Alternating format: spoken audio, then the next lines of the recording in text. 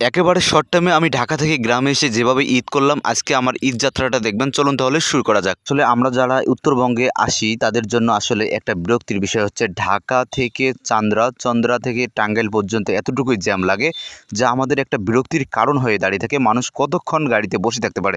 তাই আমি গাড়ির উপরে ওটা একটু ভিডিও করার চেষ্টা করলাম। আসলে একটা মানুষের বিরক্তির কারণ এটাই হয়ে থাকে যে মানুষটা গাড়িতে জ্যামের পর জ্যাম ঘন্টার পর ঘন্টা বসে থাকতে হয়। আসলে এর চেয়ে বিরক্তিকর বিষয় মনে হচ্ছে না যে আমার কাছে কিছু মনে হয়। তবুও কিন্তু ঈদের একটি আনন্দ আছে। এই ঈদের আনন্দটি উপভোগ করার জন্য আমাদের এক স্থান থেকে অন্য স্থান যেতেই হয়। যেমনটি দেখতে পাচ্ছেন গাড়িটি কত সুন্দর আগাচ্ছে।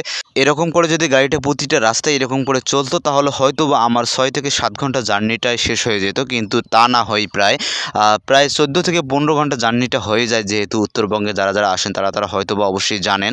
আসলে বিষয়টা এমন হচ্ছে যে আনন্দের যে আনন্দ সীমারেখা আমরা অতিক্রম করে কিন্তু চলে আসি। আমার মনে হচ্ছে যে আজকে অনেক লেট করে ফেলছি, তাই আমরা আবারও গ্রামে দেখতে পাচ্ছেন হেঁটে হেঁটে আমি কিন্তু অলরেডি রেডি হয়ে নামাজের উদ্দেশ্যে যাচ্ছি। কিন্তু এখানে দেখতে পাচ্ছেন মানুষ কিন্তু কম, সবাই নামাজ পড়তেই চলে গেছে। আমরা বলতে আমি যেহেতু পিছনে পড়েছি, তাই আমরা পায়ে জোরে জোরে হেঁটে হেঁটে যাচ্ছি যাতে আমি নামাজটা পাই।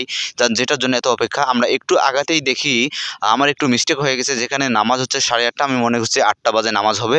এই কারণে আমি একটু আস্তে আস্তে জোরে জোরে যাচ্ছিলাম। এখন দেখি যে সামনে অনেক মানুষ যাচ্ছে।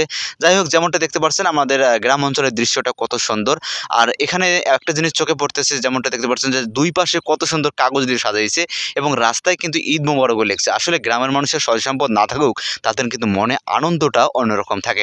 যেমনটা দেখতে পাচ্ছেন দুই ধারে কত সুন্দর করে সাজানো হয়েছে এবং আমরা একটু পরে মাঠের দিকে যাব, মাঠের দিকে অগ্রসর হয়ে যাব। দেখতে পাচ্ছেন আমরা মাঠের রাস্তায় কিন্তু এসে গেছি।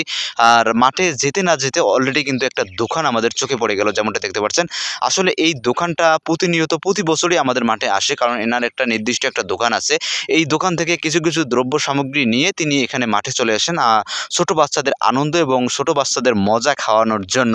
যেমনটা দেখতে পাচ্ছেন আমরা কিন্তু অলরেডি মাঠে এসে গেছি। আমরা মাঠে দাঁড়াচ্ছি নামাজের প্রস্তুতি হওয়ার জন্য। আসলে গ্রামের মানুষের একটাই বিষয় হচ্ছে স্বাচ্ছন্দ্য বোধ করে, তারা হচ্ছে লুঙ্গি পরার জন্য। আসলে লুঙ্গি পরলে গ্রামের মানুষ এমনি স্বাচ্ছন্দ্য বোধ বেশি করে। আসলে আমরা লুঙ্গিতেই যেমন মাছে ভাতে বাঙালি, তেমন আমরা গ্রামের মানুষ লুঙ্গি আর শার্টেই বাঙালি। যেমনটা দেখতে পাচ্ছেন বেশিরভাগ মানুষই কিন্তু লুঙ্গি পরে আসছে, প্যান্ট শার্ট পরেছে যারা ঢাকা থেকে আসছে।